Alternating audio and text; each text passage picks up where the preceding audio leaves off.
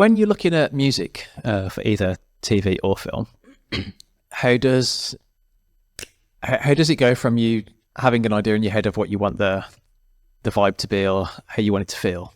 How does it go from there to being like, I've picked a song, I've picked a track, I've actually got it into the show? And who's involved in that? Is that more the director's choice? Is it music supervisor? Or it's interesting because quite often, and going back to the Innocent, for example, I generally, for each show I do, I'll have a playlist that starts at the very beginning when I get the script, and I'll be like, oh gosh, this really makes me think of this song or whatever, and this is the tone, and this is and so I quite often will do a playlist on Spotify and then send it to all the cast and go, oh, anyone add anything they want and stuff like that. And I think there's one thing about music is it really just brings everyone together, and they can give a creative input, whereas sometimes I think sometimes they feel a bit out on the limb. But no, so then you can have a particular song there that you think, oh, I really love that, but we're never going to get clearance for that. Certainly not worldwide, because there's obviously a blanket agreement. Yeah. But then when it goes to worldwide, you have to then replace it with some terrible library music. So can we just discuss that for a minute? Because I don't think many people would understand the difference between like the blanket agreement that we have in the UK and what happens in the US or anywhere else. So there's most TV broadcasters will have a blanket agreement within the industry. I'm slightly winging this because I know about it, but I don't know all the ins and outs of it. But what I do know is that you can pick pretty much any song. Yeah. I mean, there are songs you can't. There are bands that will not allow that. But I think you basically use any song that you want in your show. But when it goes to taking it abroad, there's quite a lot of territories that you aren't allowed to have that. So they have to recut it.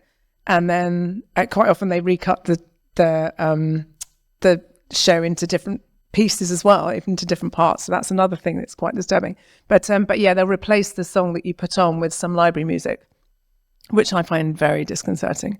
So quite often I would rather get an agreement for fewer songs, but that can be used worldwide or with artists that I know, which goes back to what you were saying, is I will try and get I know quite a few musicians, is I'll try and get them to write something so that, and then they agree to use it worldwide for a certain amount of money, that then we don't have to change it when it comes down to sending them out to the different territories. Would it be the director that's negotiating the fees on that? No, thank God. This is what we're going back to about producing. So when you said about music supervisor, so a music supervisor generally gets involved sort of sometimes at the beginning of a project if it's a film, sometimes further down the line during the post. But and they'll say, right, what songs have you got? Or I can suggest these, or I've got this new artist or whatever. And again, depends on the size of the project.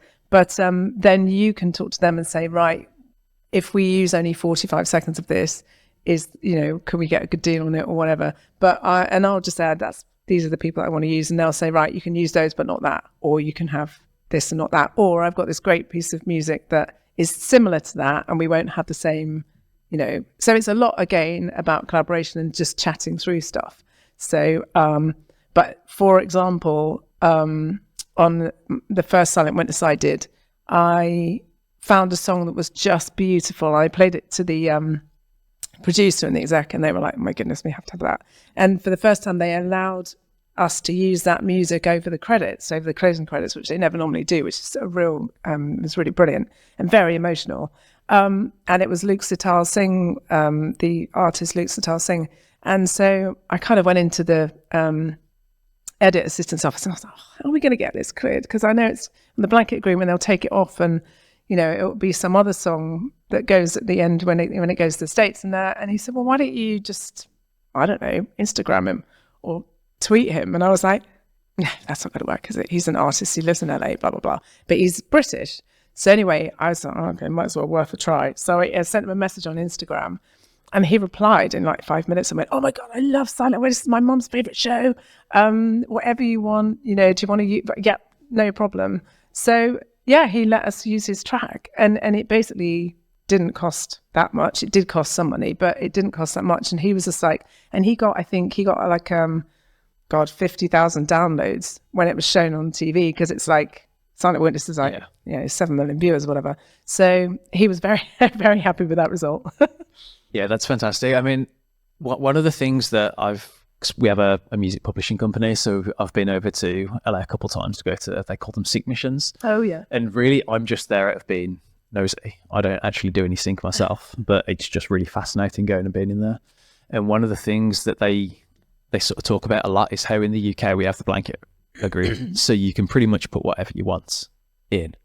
But then, and it doesn't cost very much. I can't remember exactly what it was, but it's something like £90 for 30 seconds. It's like the artist literally gets like next to nothing. But if that is then shown in America, it could be tens of thousands that you have to pay for exactly the same thing, which is why they change it. Yeah.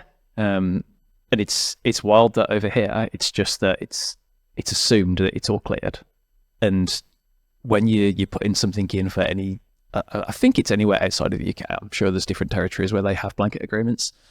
But there has to be like a negotiation between the record label, the publisher, and then the artist to all negotiate the fee. And one of the things that apparently happens quite a lot is that somebody else will just re-record the song. So then they're only having to pay the publisher fee and not the record fee. See, that's something I would not do, because you might as well just get a different song. Yeah, because that to me, and also that's really insulting, I think. I mean, that's just my opinion. And I'm very much into my music and and trying to push new artists and stuff. So yeah, I would hate that. And I would probably really argue against that if I could. But yeah, it's a really tricky area, actually. And I think a lot fewer bands, say that more bands are now saying, we don't want to be part of that blanket agreement. Yeah. But then the other argument is that for particular shows, the exposure is massive. So the song that Birdie did, The People, I can't remember the full title, in the Post Office series, I mean, that would have had massive exposure. So there's an argument both ways, I think. Yeah, there's loads of bands that have broke because they've been on TV shows, and there's loads of bands that people have discovered because they heard it or they Shazammed it. Yeah, like exactly. When it was, I do that all the time. Like I'm sitting watching a film and I'll Shazam half the songs that are on there, and then I'll forget that I ever did it. And then like 6 months later, I'll go and Shazam, and I'll be like, "Fuck, these are wicked." I'll forget all about it.